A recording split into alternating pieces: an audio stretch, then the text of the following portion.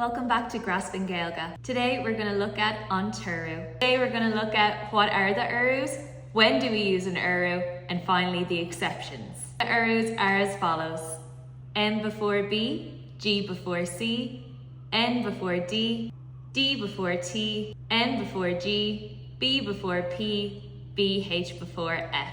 You can never mix and match the urú to the letter. It is always, for example, it is always M before B. It is always G before C. You can't mix and match, which makes it a little bit easier for us. The following letters are the only letters that take an urú, and again, you can't mix and match the actual urú. These are the urús in line with the letter right beside them. Now, you're probably asking, how do we know when to take an urú? Take an urú with the following.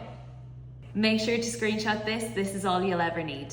Side we have all of the words in which the following word takes an urú. Mar hampla, ag on means at the, ag on mord, at the table. Another example, on the, on Gaeilge, on the girl. Mar hampla, fi farag on Gaeilge, the girl was angry. Once you know this table, it is literally all you need. And of course, with Irish and grammar rules, there's always exceptions. So here is your one and only exception for the urús. And it is our dentals, D-N-T-L-S. If one word ends in a dental, which is D-N-T-L-S, and the next word begins in a dental, D-N-T-L-S, it does not take an urú.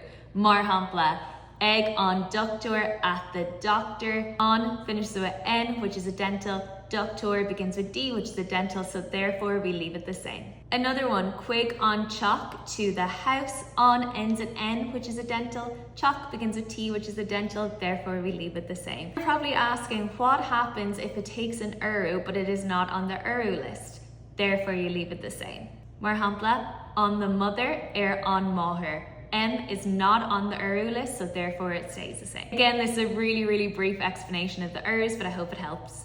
Slán!